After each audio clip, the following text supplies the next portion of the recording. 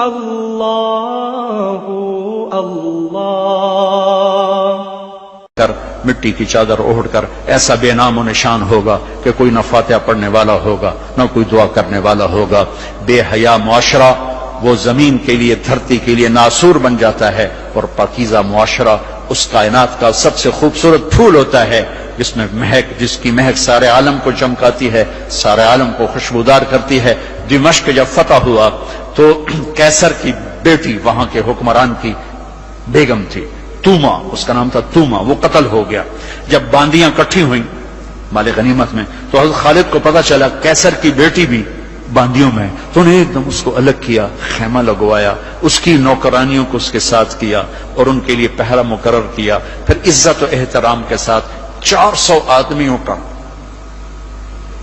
دستہ فوج صحابہ کافر کی بیٹی کو پہنچانے جا رہا ہے کہ جاؤ اس کے باپ کے پاس پہنچا کر آؤ، اسے کہو کہ ہم دشمن کو بھی یہ عزت دیتے ہیں، ہم عزت کی یوں حفاظت کرتے ہیں. یہ 400 مقدس ترین انسانوں کا قافلہ ایک کافر کی بیٹی کو پہنچانے کے لیے بارڈر تک گیا. انطاکیہ آج کل ترکی میں ہے. جب کیسر کی بیٹی نے بتایا نا کہ میرے ساتھ خالد بن ولید نے یہ سلوک کیا ہے، اور مسلمان روزانہ اخبار میں عزتیں لوٹی ہوتی ہیں. لوٹنے والے امریکہ سے نہیں آئے، انڈیا سے نہیں آئے، اسرائیل سے نہیں آئے، فرانس سے نہیں آئے، اپنے ہی ہے. ماؤں نے جن کے چھوڑ دیا، باپ نے کمائی کے چکر میں بتانا بھی چھوڑ دیا، تو درندے بن کے باہر نکل آئے، وحشی بن کے باہر نکل آئے. یہ کوئی امریکہ کی سازش ہے؟ روزانہ عزتیں لٹ رہی ہیں. جب کیسر کو پتا چلا، اس کی بیٹی نے بتایا تو کیسر رونے لگا اور اس نے کہا جس قوم کے یہ اخلاق ہوں ایک دن آئے گا کہ میرے اس تخت کے بھی مالک ہوں گے جس پر میں آج بیٹھا ہوا ہوں. اور 6 مہینے بعد وہ ہوا. اللہ نے انطاکیہ بھی صحابہ کے قدموں میں ڈالا. میرے عزیزو، ہماری ایک عزت ہے، ہماری ایک ناموس ہے، ہماری آنکھ بے حیا نہیں ہوتی. ہم اللہ کی بتائی ہوئی ترتیب کے مطابق اپنی زندگی کی راہیں طے کرتے ہیں، اس کو کراس نہیں کرتے. اگر عبرت کا نشان دیکھنا ہے تو جاؤ جا کے یورپ میں دیکھو، امریکہ میں دیکھو کہ وہاں کی عورت کا کیا حال ہے، وہاں کی ماں کا کیا حال ہے، وہاں کی بہن کا کیا حال ہے. اپنے آپ کو اس سے باہر مت لے جاؤ. علم ضرور حاصل کرو، تعظیم مت لو. مغرب میں تو سورج ڈوب کر اعلان کرتا ہے کہ مغرب ڈوبنے کی جگہ ہے، ابھرنے کی جگہ نہیں ہے. ابھرنے کے لیے اللہ نے مشرق کو بنایا ہے.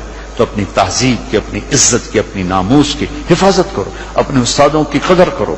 جس سے پڑھو اس کے سامنے ساری زندگی سر جھکا کے چلو، چاہے وہ اچھا ہے برا ہے. اگر تمہارا استاد ہے ساری زندگی اس کے آگے سر نہ اٹھانا. اللہ تمہارے علم میں برکت دے گا، تمہارے علم میں برکت دے گا.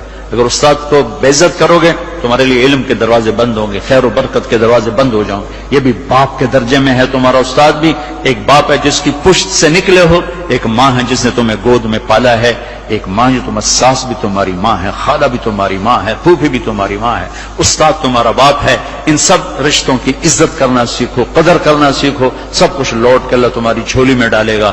تمہیں خوبصورت زندگی گزار کر جب اللہ کی بارگاہ میں پہنچو گے تو اللہ کے محبوب کے ہاتھوں سے جام کوثر سب سے پہلے پلائے جاؤ گے، اور عزت کے ساتھ اللہ کی جنت میں داخل ہوگے اور اللہ پاک کے دربار میں عالی مقام لے کر ہمیشہ کی زندگی پاؤ گے. یہ تو دکھوں کا جہان ہے. تم خود سوچو، جب آدمی آبزرویشن میں بیٹھا ہو تو سکھی ہوتا ہے کہ تنگ ہوتا ہے کہ یار وی سی صاحب دیکھ رہے ہیں، یار وی سی صاحب دیکھ رہے ہیں، یہ کیمرہ فٹ ہے، یار کیمرہ فٹ ہے، یار کیمرہ فٹ ہے، یار کیمرہ لگا ہوا ہے. میرے اللہ کے کیمرے یہ 2 کرامن کاتبین ہر وقت ہمیں آبزرویشن میں لیے بیٹھے ہیں. موت تو چھٹی کا نام ہے. اگر اللہ راضی ہو گیا تو موت چھٹی، سیدھے اللہ کی رحمت میں پہنچ گئے. تو سارے بچے اس کی نیت کرو، ارادے کرو، اللہ سے مانگو وہ خوبصورت زندگی لے کر جاؤ جس پر پھر یہ سارے مزے اللہ آگے تمہیں کھانے کے بھی پورے کر دے، شادی کے بھی پورے کر دے، گھروں کو بھی پورے کر دے، اور عزت کے بھی ہو جائیں، کامیابی کے بھی ہو جائیں، اللہ پاک سے لینے والی بھی بن جائے. 5 فٹ نالا سے کی کرنا ہے؟ یہ تو ہم گھستے 5 فٹ کے ہو کے رہ گئے. ہمارے بابا آدم 130 فٹ کی ہائٹ تھی، اما ہوا 130 فٹ کی ہائٹ پر تھی. یوسف علیہ السلام کا تو لوگ جانتے ہیں سب سے خوبصورت تھے. عورتوں میں سب سے خوبصورت کون تھا یہ کم معلوم ہے. حضرت حوا سب سے حسین خاتون تھی، سب سے حسین حضرت حوا، دونوں اما ابا 130 فٹ کی ہے۔ جنت میں جانے سے پہلے ہم چھوٹے قد ہوں گے، چونکہ جنت کی لڑکی، جنت کے خادم سب 130 فٹ پر ہیں، سب 130 فٹ پر، تو اللہ تمہیں بھی 130 فٹ پر لے جائے گا، 130 فٹ۔ یہ پیسج آف ٹائم نے چھیلتے چھیلتے چھیلتے یہ کر دیا ہے۔ 10,000 سال نے ہمیں گھسا گھسا گھسا گھسا گھسا کے 5 فٹ پہ آگے کھڑا کیا ہے۔ واپس جاؤ گے 130 فٹ، آدم بھی، حوا بھی، جنت کی حور بھی، یہ خواتین بھی، آپ بھی سب 130 فٹ پر جاؤ گے۔ اور جنت کی عورت کو اللہ نے مشک عنبر زعفران کافور سے بنایا، سورج کو انگلی دکھائے سورج نظر نہ آئے، سمندر میں تھوک ڈالے شہد سے زیادہ میٹھے ہو جائیں، مردوں سے کلام کرے ان میں زندگی کی روح پھونک دے، کلائی نمودار ہو جائے، 7 آسمان کے اندھیرے 7 زمینوں کے اندھیرے روشنیوں میں تبدیل ہو جائیں۔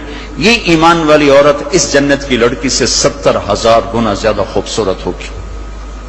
تو یہ آخری انجام ہے میرے عزیزو۔ یہاں رہتے ہوئے نماز کے پابند رہو، اگر آپس میں لڑے ہوئے ہو صلح کر لو۔ میں نے بھی ہاسٹل لائف گزاری، بہت چھوٹی عمر میں گزاری، میں تو 11 سال کا تھا جب میرے باپ نے مجھے بھیج دیا لاہور، کہتے ہیں ڈاکٹر بنانا ہے، تو میں ہاسٹل لائف میں ایک عرصہ گزرا ہے میرا، اور اچھے اداروں میں گزرا ہے، تو لڑائیاں جھگڑے یہ سب کچھ نفرتیں چلتی ہیں۔ میں کم جو آپ بچے بچیاں آئے ہوئے ہو، اگر کسی سے لڑے ہوئے صلح کر لو، کسی استاد سے بے ادبی ہوئی ہے جا کے معافی مانگ لو، اپنے ماں باپ سے کوئی گستاخی ہے جا کر معافی مانگو، کسی بہن بھائی سے لڑائی ہے معافی مانگو، کوئی خامن بیوی سے ناراض ہے، بیوی خامن سے ناراض ہے تو ایک دوسرے کو معاف کر دو۔ اللہ تعالیٰ کو معاف کرنا پسند ہے۔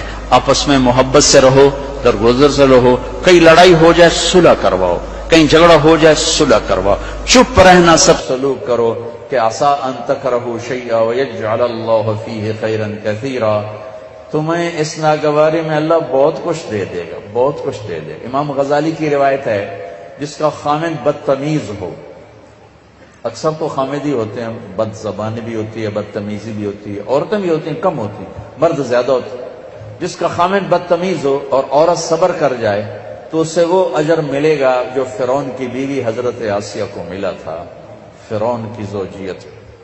جس کی بیوی بدتمیز ہو اور خامن صبر کر جائے تو اس خامن کو وہ اجر ملے گا جو لوط علیہ السلام اور نوح علیہ السلام کو ملا تھا کافر بیویوں کو برداشت کر کے۔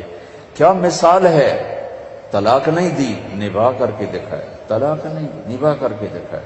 اگر باپ کو سمجھنا چاہتے ہو قرآن میں باپ کیسا ہونا چاہیے، قرآن نے ایک باپ کا ذکر کیا ہے کہ ایسے باپ کو، ایسا باپ پورے قرآن میں بیان نہیں ہوا، وہ ہے یعقوب علیہ السلام۔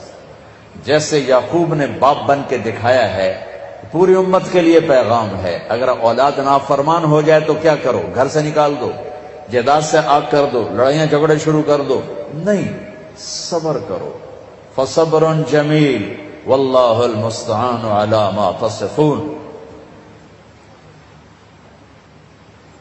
ذرا بیٹوں کا تبصرہ سنو، ان ابانا لفی ضلال مبین، باپ نبی ہے، نبی کا بیٹا ہے، نبی کا پوتا ہے، نبی کا باپ ہے، اور کہہ رہے ہیں ہمارا باپ بہت بڑا گمراہ انسان ہے۔ اور فی کے ساتھ جو انہوں نے کر دیا ہے، فی لفی ضلال مبین، اور اتنے غلط ذہن رکھنے والوں کو یعقوب علیہ السلام نے باپ بن کے دکھایا، گھر سے نہیں نکالا، تانا نہیں دیا تم نے میرے بیٹے کو تباہ کر دیا، تم نے یوسف کو اغوا کر کے ہلاک کر دیا، ایک لفظ نہیں بولے۔ 40 سال بعد اللہ نے سب کو ملا بھی دیا، جھکا بھی دیا، جوڑ بھی دیا، محبت اور الفتیں بھی قائم فرما دی، ایک دوسرے سے پیار محبت کی فضا بھی، سب کی بخشش بھی کروا دی۔ تو میرے جو سب سے زیادہ رشتوں کو نبھانا مشکل کام ہوتا ہے، تو جس کی بیوی بدتمیز ہو اور وہ خامن صبر کرے تو لوط اور نوح علیہ السلام والا صبر ملے۔ اولاد نافرمان ہو جائے، یہ میں اضافہ کر رہا ہوں، اولاد نافرمان ہو جائے اور باپ صبر کر جائے اور حسن سلوک کو باقی رکھے تو امید ہے اللہ یعقوب علیہ السلام والا اجر عطا فرمائیں گے، اجر عظیم عطا فرمائیں گے۔ ایک بہت بڑے بزرگ ہیں، ان کی بیوی بڑی بدتمیز، ان کا ایک مرید ان کو ملنے آئے، وہ گئے ہوئے تھے جنگل، اس نے دروازے پر دستک دی کہ میرے پیر ہیں. وہ کہنے کہ تیرا پیر دی بھی ایسی تیسی تے نال تیری بھی ایسی تیسی, نال چنگیاں سلواتاں پڑھ سنائی. اسے کہلے بھی اے کی بنی, تو اندر ہی کام بگڑیا پیا. اس نے دائیں بائیں پوچھا میرا پیر کدھر ہے؟ انہوں نے کہا جنگل گئے تھے. وہ جنگل کو چل پڑا, آگے دیکھا تو وہ لکڑیاں کاٹ کے شیر پر لاد کے آ رہے تھے, شیر پر. تو وہ حیران ہو کر کہنے لگا پیر سائیں اے بیگم تک قابو آئی نہیں تھی, شیر کے میں قابو آ گیا. وہ کہنے لگے میرا پتر اودیاں سہ سہ کے اللہ نے شیر میرے قابو کر دیتے. اودیاں سہ سہ کے رب ہے شیر میرے قابو کر دیتے. دیکھو بھائیو یہ جنت نہیں ہے, یہ لڑائی جھگڑے کی جگہ ہے. تو صلح ہی صلح کرو, صلح کرو, صلح. بڑوں کا کام ہے. عام طور پر سسرالی معاشرہ تباہی پھیرتا ہے, صلح کا کردار ادا نہیں کرتا, آگ بھڑکاتا ہے. تمہیں سب سے پاک گھر کی مثال دیتا ہوں. سب سے پاک جوڑا نبیوں کے بعد علی و فاطمہ. ہمارے نبی گھر میں آئے, بیٹی کے تو اب تھوڑا غمگین بیٹھے. آپ نے کہا کیا ہوا؟ کہا میرا اور علی کا جھگڑا ہو گیا. کہا علی کدھر ہے؟ کہا جی باہر نکل گئے.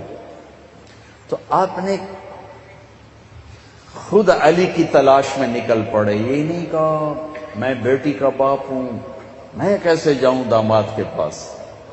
اب خود چل پڑے تلاش کرنے. دیکھا تو حضرت علی مسجد میں لیٹے ہوئے تھے. چادر اتر, کرتا ذرا اوپر چڑھ گیا تھا تو کمر پر مٹی کے لگی ہوئی تھی. تو آپ آ کر بیٹھ گئے اور یوں اٹھائے, قم یا ابا تراب. بڑے پیار سے کہا ابو تراب اٹھو. ابو تراب کا مطلب تھا کہ مجھے پتا چل چکا ہے تمہارا دونوں کا جھگڑا, لیکن تو مجھے ویسا ہی پیارا ہے جیسے پہلے پیارا تھا. یہ پیغام ہے ابو تراب میں.